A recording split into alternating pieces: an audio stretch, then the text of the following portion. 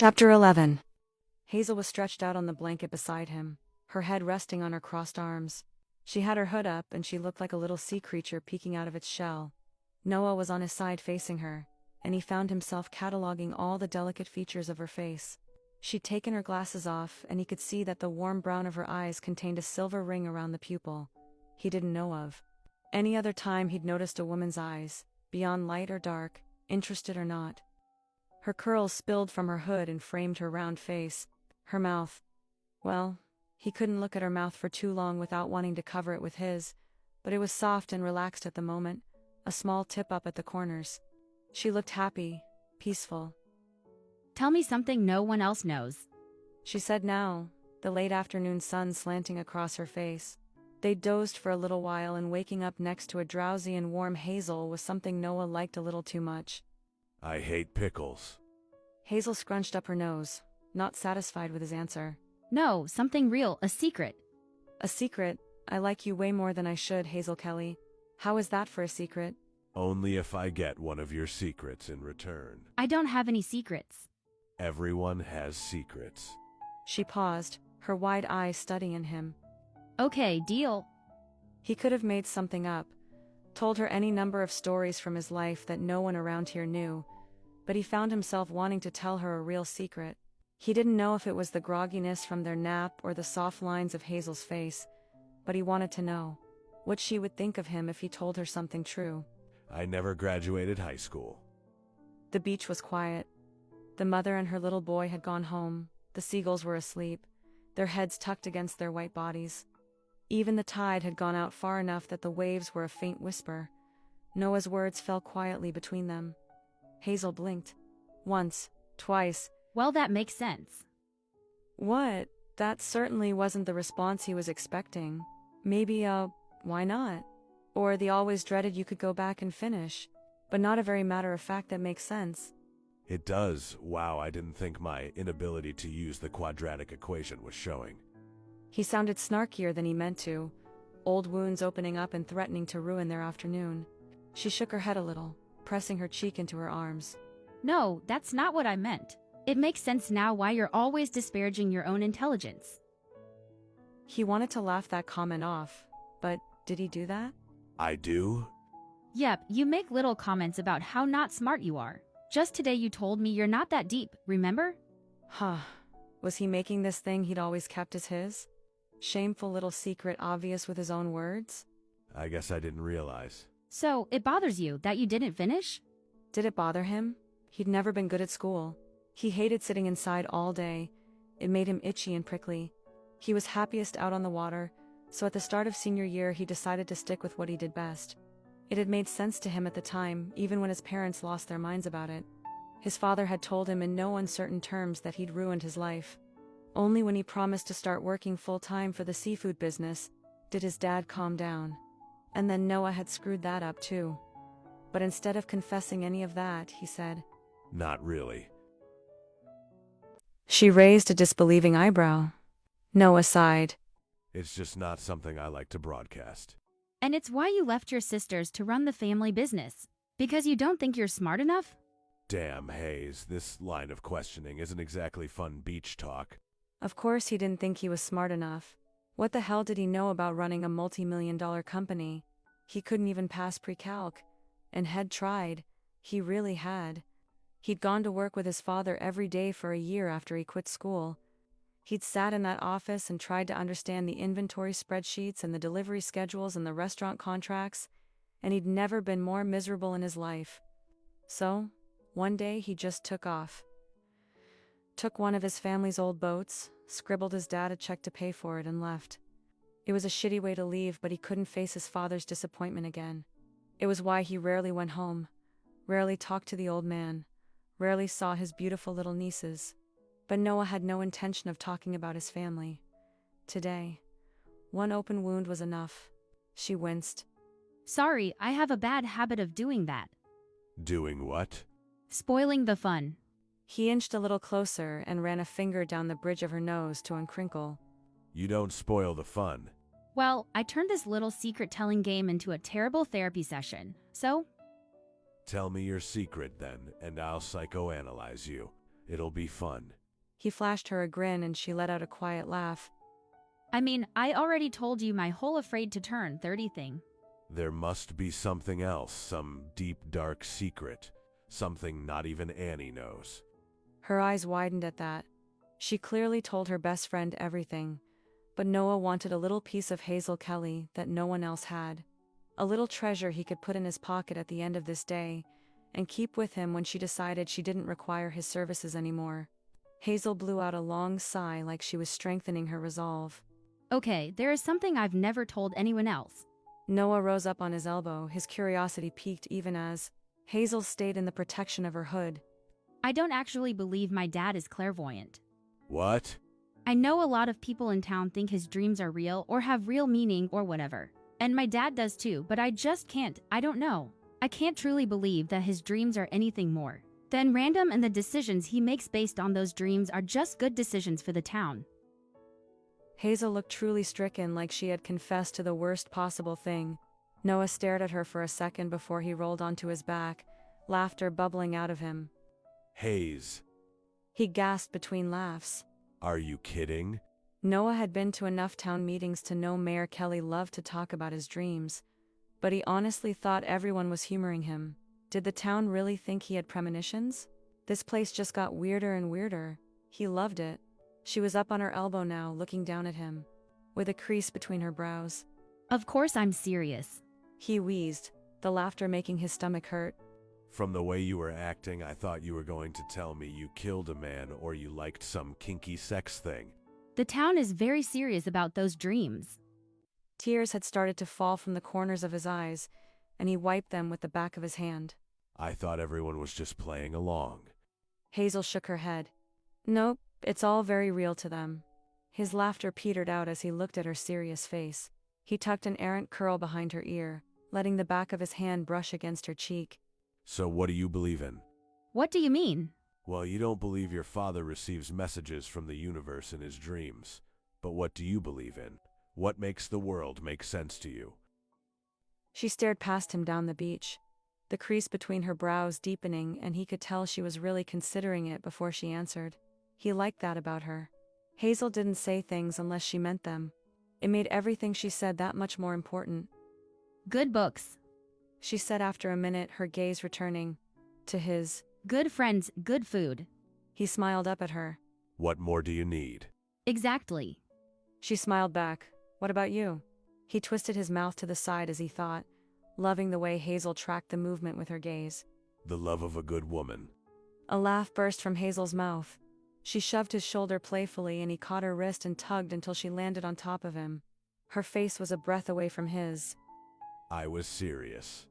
He said with a teasing grin. I bet. She hadn't moved, hadn't pulled away, and instead had left the weight of her body on his. He could feel every line of her, every dip and valley she'd been hiding under her bulky sweatshirt all day. What more is there to believe in than love? He was still teasing, still trying his best to charm her, but he wanted to know more about her. Hazel Kelly was the only thing he felt like learning about in years. Have you ever been in love? She asked, resting her hands on his chest and placing her chin on top of them. Nope, unless you count Ginger. Ginger? My boat. She giggled and he could feel the vibration through his chest. I don't count that. Okay, then no. How about you? Not really. Not really. I mean, I don't think so. Hayes, Yeah. I'm pretty sure you would know. I mean, I think it should be obvious. She scrunched her nose again. I guess you're right. It just feels like maybe I should have been. I had a few long relationships and I was comfortable, I guess, for a while anyway. And then it was always like I outgrew them or we outgrew each other. Yeah, I get that. You do? Not really. Just trying to be nice. Hazel laughed. Hey, Hayes. Yeah. Are you sure you don't have any strange sex kinks you want to confess? He waggled I'm his very eyebrows open. and her laugh fizzed through him again. She was grinning up at him, her body still pressed against his, and he thought maybe his weird sex kink was Hazel. Just Oliver. But not in his usual way. Not like when he spotted a woman at the bar and knew they'd have fun together for a weekend or two. when he didn't want to know much more than her name and what would make her come. Hazel was different. He wanted Hazel in bed and out of it. He wanted to lie here and talk to her all day and then bring her home and do everything but talk. He wanted to know what she loved, and also what she tasted like. But none of that was what she wanted. She wanted him for a good time, an adventure, a diversion. She might live here in Dream Harbor, but he needed to remember to think of her like every other tourist. Hazel Kelly was passing through his life, and he needed to shake off all these crazy feelings he was having. He needed to stop noticing her eye color. I'm sure you are very open, but I have nothing like that to confess. We could remedy that if you really wanted to kick this summer of recklessness into high gear. He'd let this conversation get too deep. It was time to steer things back toward what he did best. Flirting, charming, entertaining. It was what Hazel had signed on for. Not some sad dude pining after her. She laughed again, but it somehow inched forward so her breath teased across his lips. How about we just start with making out on the beach? That mischievous glint was back in her eyes. The one he selfishly hoped only he got to see, even though he shouldn't. Even though this thing was temporary. He'd take this image of Hazel above him, looking windblown and sun-kissed with him. Another little Hazel treasure. Hell yeah. He cupped her face with his hands and brought her mouth down to his. Her soft sigh ricocheted through his body. Hazel Kelly was going to be the death of him. He rolled her onto her back, suddenly needing to take control of the situation. She'd blindsided him with too many kisses left him dizzy and reeling. He was taking the lead this time, or he thought he was anyway. With Hazel's arms wrapped around his neck and her breathy little sounds against his mouth, Noah had lost all sense of reason once again. He kissed down her neck and Hazel arched into him, and he suddenly hated the damn sweatshirt she was wearing. He sucked on a particularly sensitive spot on her neck and she groaned. Oh God, he wanted more of that. He let a hand wander to Hazel's hip, letting his finger slide along the skin above her waistband, soft and warm. He traced further over the soft curve of her stomach, the dip of her waist. His mouth was on hers again, the kiss deeper, more urgent.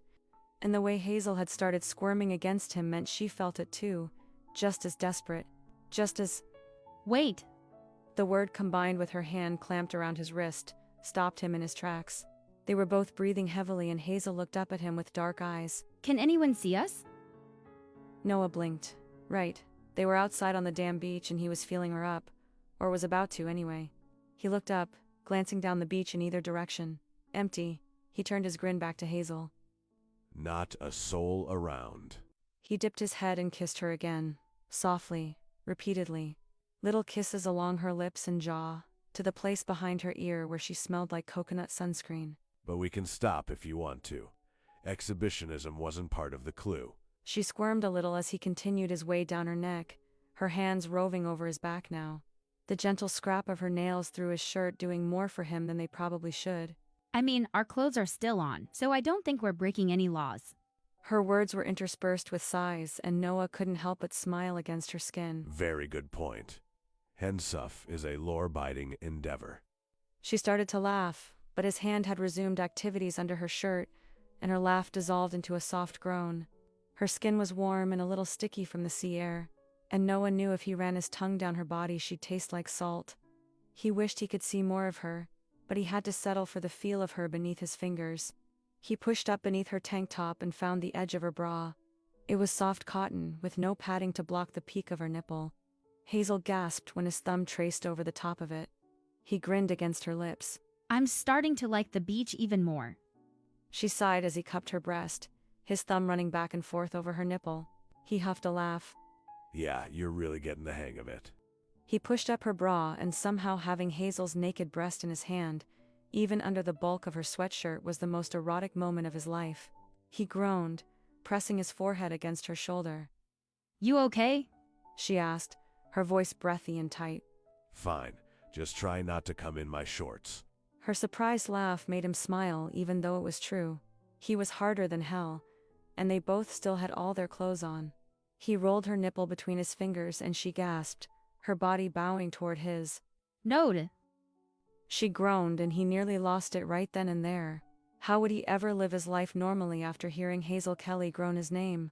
He really didn't know, but he didn't have time to think about right now. What do you want? Asked, brushing his lips against hers. He'd do anything. Strip down right here and take her on this beach blanket.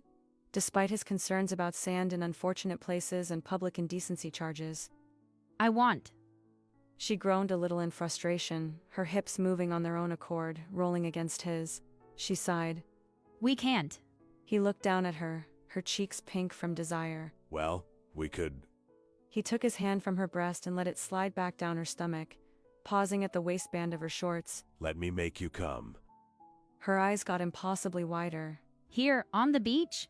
He tore his gaze from Hazel's to check up and down the beach again, and saw no one. Do you want to come, Hazel? Desire flared in her eyes, the flush on her cheeks deepening. She hesitated. Okay. Okay, I'm going to need more enthusiastic consent than that. Said with a teasing grin, his fingers still running along the edge of her shorts. She huffed. Yes, please, a big enthusiastic yes. He kissed the word from her lips and flicked open the button of her shorts with one hand. The zipper came down just as easily. He dipped his hand in, under her panties, not wasting any time. He was dying to know what color they were, but he could tell they were simple and cotton, no lace or frills, and somehow this thrilled him even more. This wasn't a hookup. She wasn't some girl he met at the bar. His fingers brushed against her soft curls, dipping lower, into the wet heat of her. She bucked beneath him, her groan vibrating against his lips. Holy crap, Noah. He stroked her, learning what she liked, letting her sighs and whimpers guide him.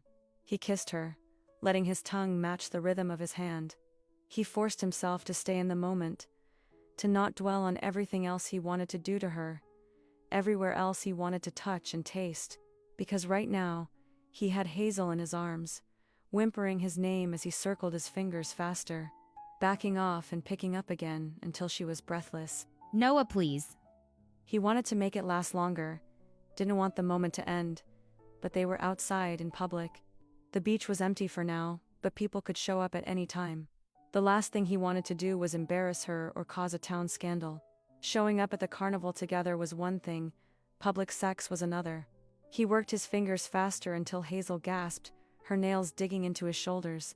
She squeezed her eyes shut, a shudder running through her whole body. That's it, Noah, that's it. Her voice broke as the orgasm crashed over her. Noah could feel it pulsing beneath his fingers. He slowed his movements, letting his hand linger in that private place against her for a moment longer, before pulling it out. Hazel stared up at him with a dazed expression. That was. Good, I hope. He propped himself up on one elbow to look down at her. Good is an inadequate word for what that was. That was incendiary, transcendent. Noah laughed. I've never heard anyone call an orgasm transcendent before. Hazel grinned. Well, they should. That was amazing. She was buttoning her shorts and her gaze snagged on the raging erection still pushing against the front of Noah's pants. I don't think there's a way to reciprocate that's as discreet. She said. No need, I'm fine. She frowned. Are you sure? I'll take care of it later. This seemed to catch her attention. A new flush worked, its way up her cheeks. You will? Noah gave her a slow smile. He liked this Hazel, this daring, sexy Hazel. Does that turn you on, Hayes? To think of me touching myself later? Her eyes widened like she was shocked at his words, but her tongue darted out and traced her bottom lip. Maybe. Maybe? He raised an eyebrow. What if I told you I'll be thinking about you when I do? She swallowed hard. You will? Noah's smile grew. I'll be thinking about how sexy you sound when you come and how your body felt in my hands. Her breath had gone shallow again, her gaze dark.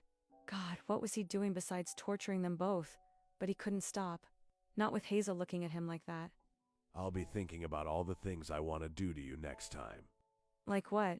She breathed. He brushed the hair from her face and her eyes fluttered closed. Next time I want to lick between your thighs and see how you taste. Hazel trembled against him. I want you completely naked so I can see how beautiful you are. I want to suck on your sweet little nipples. I want to make you come again and again until you beg me to stop. Shit, Noah. She breathed out a long sigh and opened her eyes again. Yeah. He cleared his throat, pressing a hand against his aching erection. This was a bad idea. That was hot. She smiled up at him. You are a little bit kinky after all, Hazel Kelly. he said with a wink, needing to steer them back to safer ground, before he really did come in his pants in the middle of the beach. She sat up with a laugh, and he sat too. The sun had dipped lower in the sky, painting the water gold.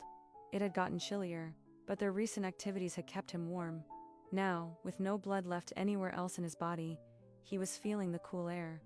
Hazel nudged him with her shoulder. This was a really fun day. He peered at her from the corner of his eye. The sea breeze swept through her curls, tossing them around her shoulders. Goosebumps ran up and down her legs. It was very fun. He picked up the back half of the blanket and flipped it up and over their shoulders. Hazel leaned into his side and he put an arm around her so they were snuggled beneath it as they gazed out at the water. I mean, even before that last part. So do I. I think you're better at having fun than you think you are. He could feel her shrug against him. Maybe I think you bring it out in me. Happy to help. He turned and pressed a kiss to the top of her head. And it was that touch, that kiss, that settled into him even more than anything else they'd just done. Snow meant right here. Him and Hazel tucked together under his old beach blanket. This was the one that would haunt him. Noah could do casual sexual encounters. He did them all the time. But this was different.